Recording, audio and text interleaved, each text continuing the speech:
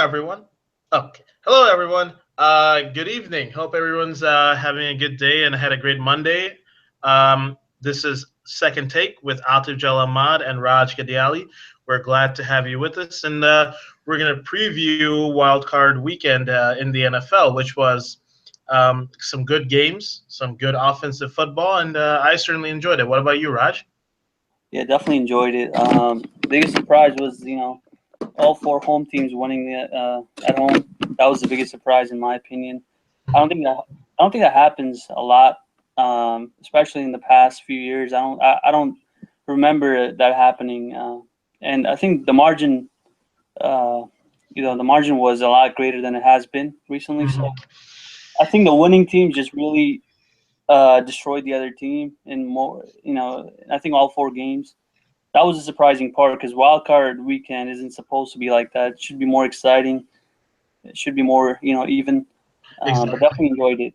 Yeah, and ESPN had this really cool commercial where they were going over all the teams that have won in the wild card, the Giants, the Packers, um, and I believe another team from the past. And it looked, that's what they were saying was that, don't underestimate the wild card teams. But hey, turned out to be pretty much some I don't want to use the word mediocre. I'll just say the word one-sided in what we saw. And Roger, why don't we do a game-by-game breakdown? What do you think? I think a game-by-game breakdown, just like we did last time with the AFC and NFC, probably is going to be good. What do you think about that? Yeah, that's fine by me. Yeah. So let's start with the Oakland Raiders and the Houston Texans, and I'm just gonna keep this short for me. It was really sad watching the Raiders without Derek Carr. I personally like Derek Carr very much. I think he was an MVP. Not was, he still is, in my opinion, an MVP candidate. The Raiders completely changed their fortunes around him, and without him and Donald Penn, the Raiders really didn't have a chance. And the Houston Texans defense, especially their defensive line, their pass rush just was too much. But I'm really upset. This game had a lot of potential, but unfortunately, very, very one-sided Houston Texans win. No, I agree. Yeah, Texans defense really showed up in my opinion.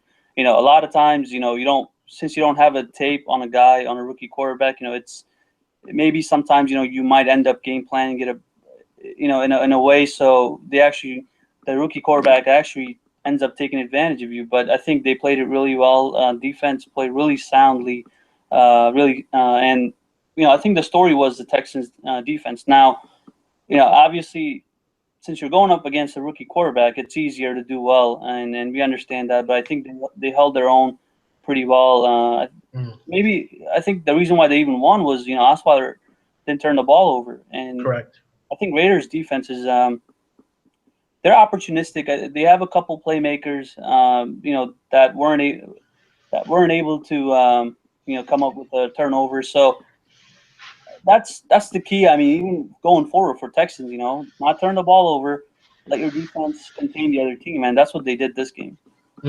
Absolutely, got them the win. And for all of you folks, we're going to be definitely doing a preview of divisional rounds. So we're definitely going to get into all the games later on. So right now, we're going to do a recap.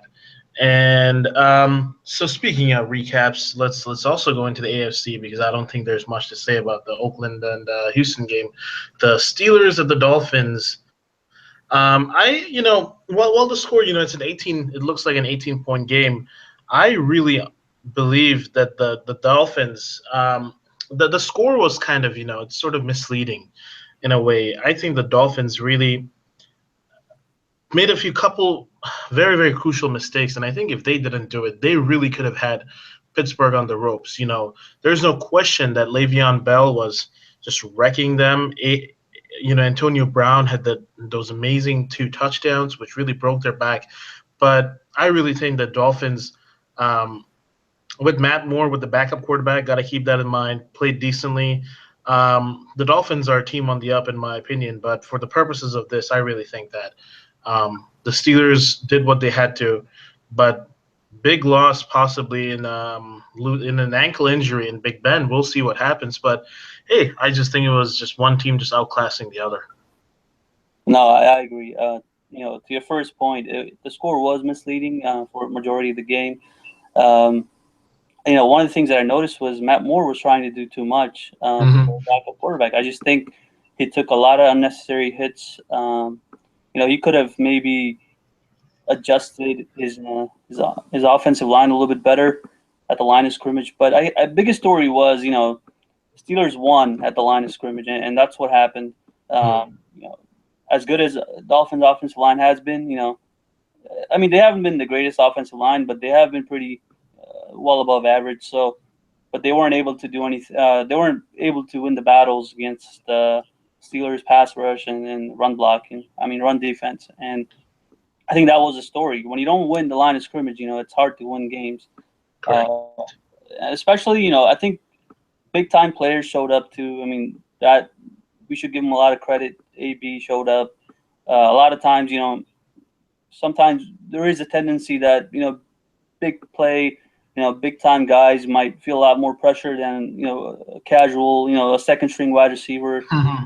and they might end up actually hurting their team by trying to do too much. But I think AB and Le'Veon just did what they were supposed to do, not doing too much, and Big Ben just was on point. I think he maybe had a interception, but that was pointless.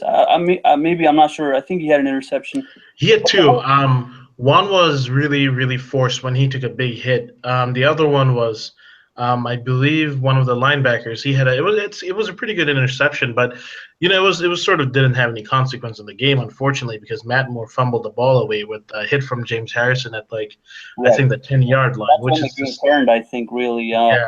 Because the whole time, I was kind of expecting Dolphins to make a comeback, and I was kind of feeling it, because they did make the trip to red zone or under the 30-yard line a Mm. couple times before the game really turned away from them. So it was a close game in terms of, driving down the field, but they didn't end up cashing out. So that's what Yeah. hurt them. And I really think I'm just going to end with this is that the Pittsburgh Steelers showed how important it is to start a playoff game hot. They started and they ran up the score, and Jay Ajayi immediately, got the rock a little less, and Matt Moore had to throw, and he got hit, he got decked, and unfortunately, so did the Miami Dolphins' chances. So hey, but I'm high on the Dolphins for next year. Adam Gase has shown he is head coach material. Who knows? The Dolphins might have a really good season next year. But hey, that's for next year's preview, which is a long time in coming again. Um, Yeah, I agree. Adam Gase is probably going to be, one of the. I think he's definitely going to do really well. He seemed, collected on the sidelines, and I think the defense let him down. Really, missed tackling and stuff like that. But yeah, I do see a good future, especially with Ryan Tannehill coming back next year. I definitely agree. All right, so that's the AFC side, and I think for the AFC, you and I both called the games well, so we're both 2-2 on the AFC. Um, so yeah, from our last episode. So let's get into the NFC, and we're gonna start with the Detroit Lions and the Seattle Seahawks. And you know, every year this seems like a recurring thing in the NFL. Every year in Wildcard Weekend, with the NFL giving referees um, who have never worked in a crew together, they make bad calls, and whether it be I'm not even going to go into specific games, but honestly, there are so many cases of the referees just not working well together. Unfortunately, it reared its ugly head against Seattle, and you know, in the Seattle game, and I think it really, really did a disservice to the Lions. Now, I'm not going to say that the Lions would have won if certain calls went their way, but unfortunately, the talking point of the game has become how bad the refereeing is. It's not become of Paul Richardson's catches or Seattle finding a running game to Thomas Rawls. It's just really disappointing in my opinion. I don't know what you think about it, but Yeah, no, I agree that was a clear offensive pass interference in the end zone. That was definitely a face mask, and there was a referee, I believe, right behind that. So hmm I don't know how he would miss that call. Maybe he was looking for a defensive pass interference or something like that, but he shouldn't have missed that, because it was really facing him. And another point is, you're right. The crew that was refereeing, they hadn't been together as a crew for the entire regular season, and they were just highly rated or highly ranked referees that just out of nowhere, since they were ranked higher than others, got to work together. But I don't think they have.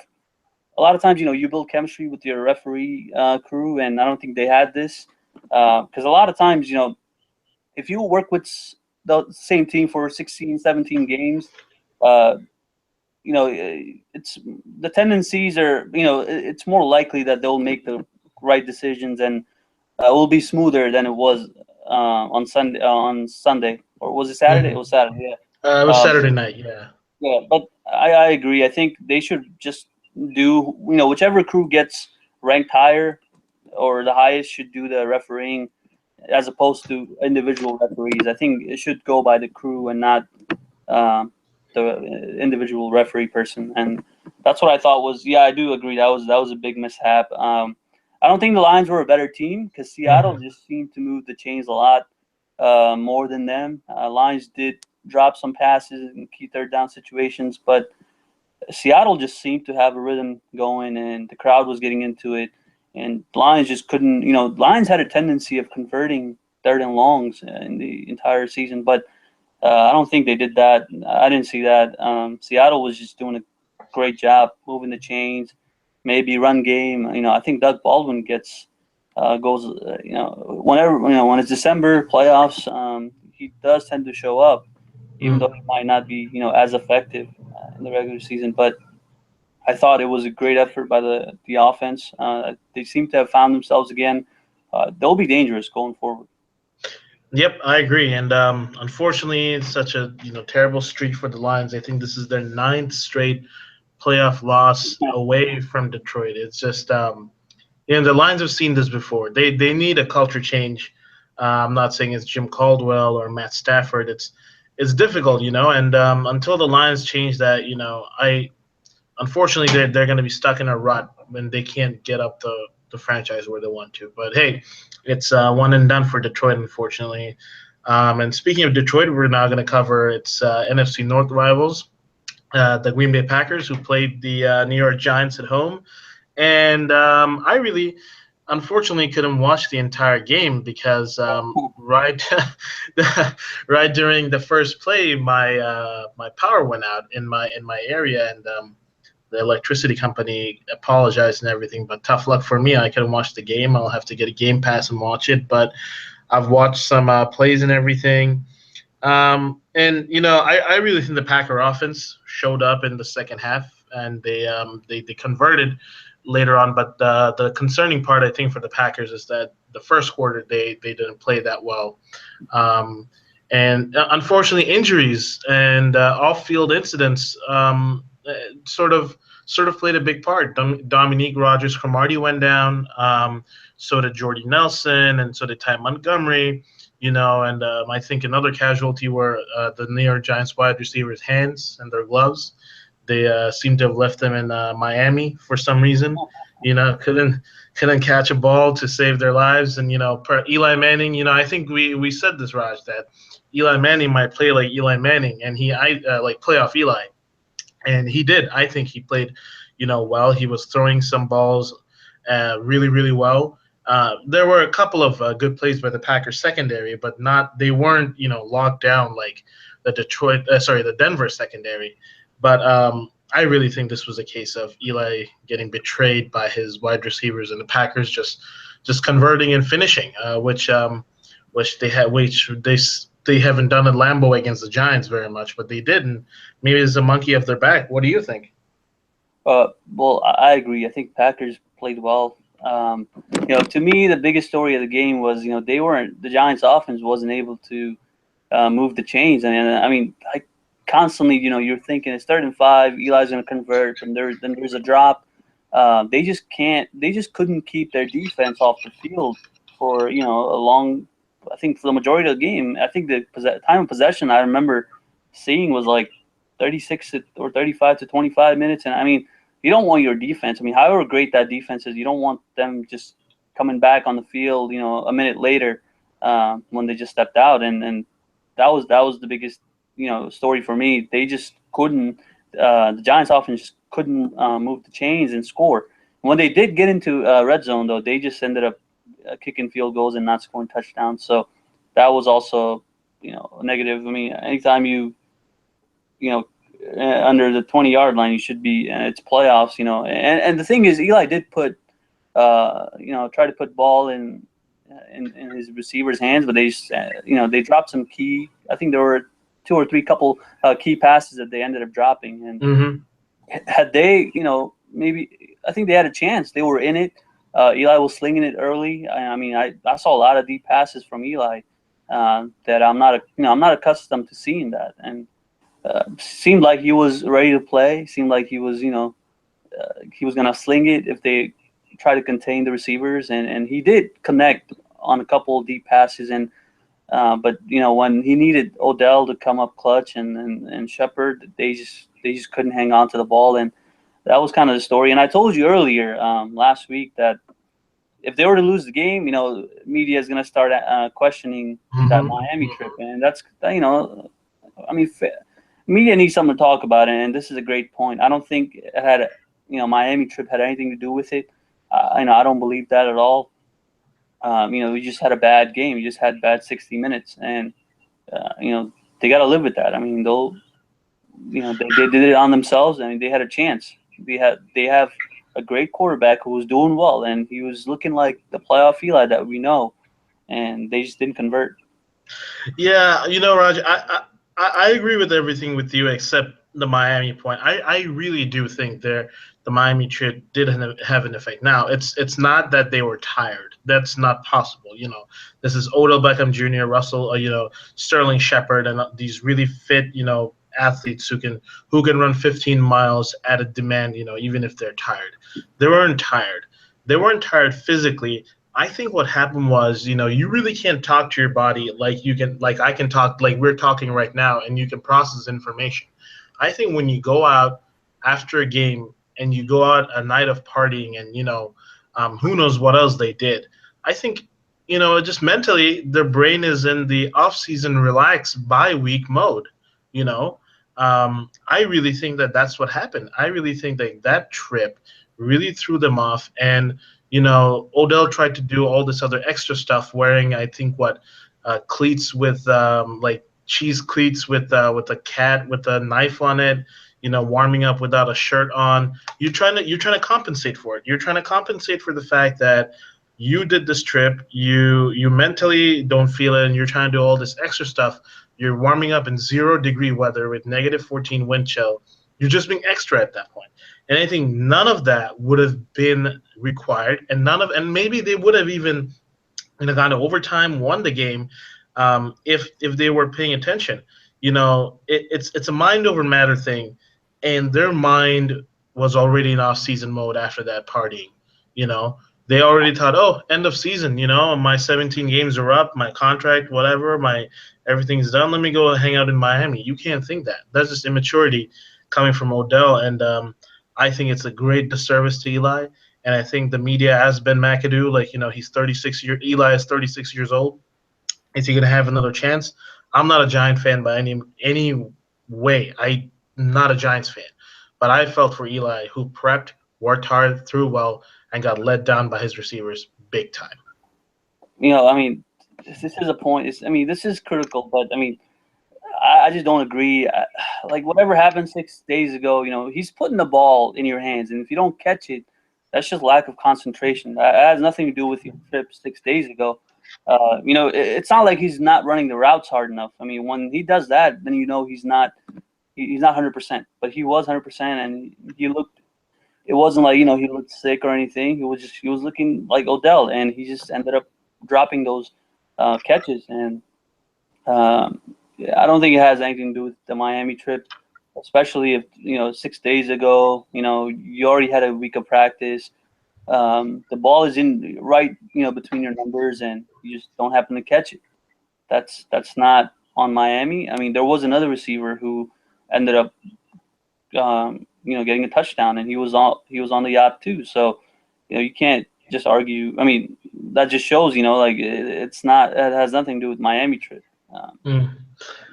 Well, I think we're obviously we agree to disagree on this, but I think what was kind of funny was that after the media questioned him, he punched a hole in the wall. The media asked him, what happened, and he said nothing happened. Let's give the Packers credit, and yada yada yada. But he punched the wall after that press conference, after taking those questions. If he were really mad after the game, I think he would have done it right afterward. But hey, I really think he's kicking himself. He's really upset that he did it, and it's a great disservice to the New York Giants. It's a great disservice to Eli Manning. But you know what?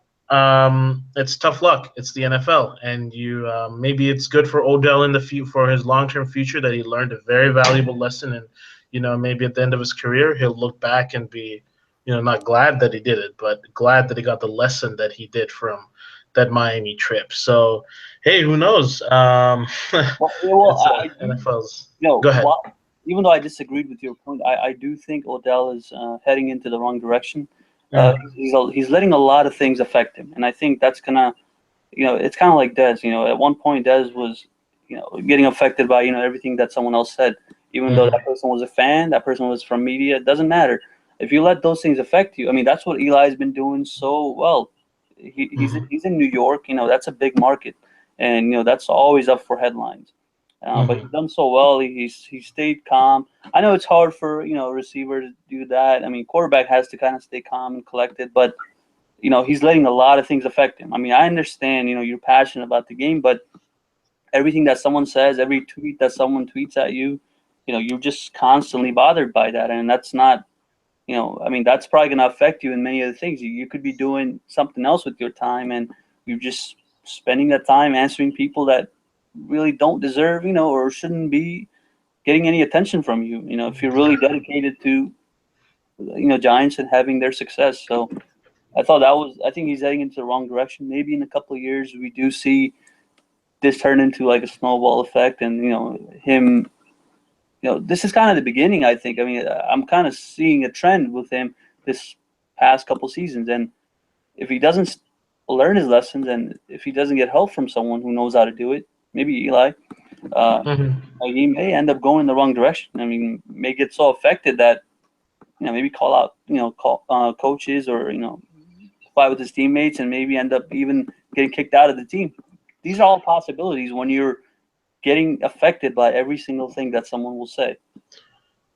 Yeah, and this is happening in the wrong time for him also, as a business decision wise, because players mature slowly from being immature. I mean, his rookie year he was fairly mature. His sophomore year you started seeing this, and this his third year he's just he performed well. I'm not going to take that away from him, but mentally he's just not there, and just in the wrong direction. And you're right. I'm getting concerned for him, and I think that if the Giants are to win the Super Bowl championship, he is very, very crucial. Well, yeah. For them to win, and Oh, it's unfortunate. yeah. The one thing that I did want to mention at the beginning of the show was, they did feel the absence of Tom Coughlin and his discipline. Mm, There were a lot of missed tacklings going on. I think Tom Coughlin would have had a better game plan. And I think he's just a coach that everyone looks up to, and wants to do well for. I'm not saying, I'm not putting anything. I'm not trying to take credit away from Ben McAdoo, but a lot of the team, that's in place right now.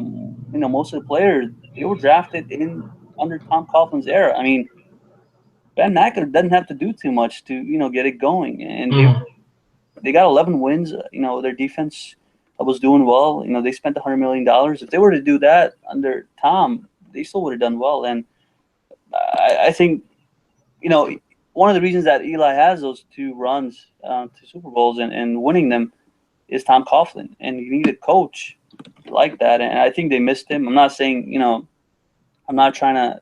Ben McAdoo is still young; he's got a long way to go. But those moments, you need someone who can lead and really have all the players look up to him. mm.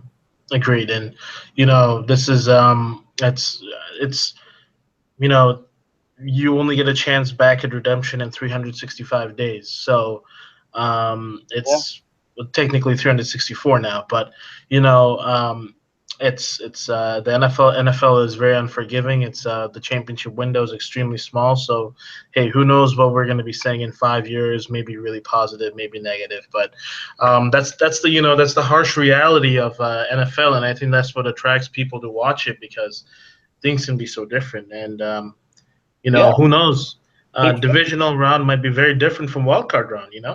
Yeah, I mean, big franchises are in the playoffs now, and we'll see. Hmm. It'll be a lot of fun. A lot of big names. Chiefs are a big franchise. Texans may not be, but Hmm. Cowboys in it, Packers in it, Steelers in it. It's gonna be fun. Patriots. Exactly. Yeah. There are no pretenders to the throne anymore. I'll just end my part in this really funny thing where Bill Belichick was asked. I think he said that he was already preparing for the Texans as soon as the Texans won, and reporter asked, Bill, how did you know that you're going to be playing the Texans? And he said, you know, and But I mean, that's such a didn't he dig at the prepare? Dolphins.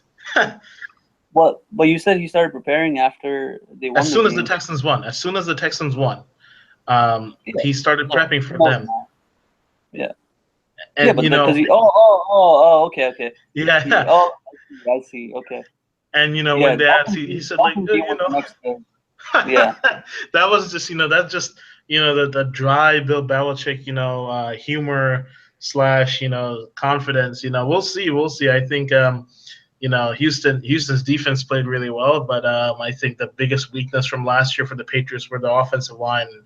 They've fixed that, but I think that's a discussion for our next episode. And I hope y'all enjoyed listening to the podcast. I hope y'all enjoyed the wild card weekend and are looking forward to the divisional round, which I know Raj and I are very much looking forward to. Yep. It's All gonna right. be a great postseason. Absolutely. All right, folks. We'll be back with our preview of the divisional round. The divisional round has some excellent games, both in the AFC and NFC. Hopefully, y'all will enjoy it. All right, and have a good week, and we'll be back soon. Take care, guys.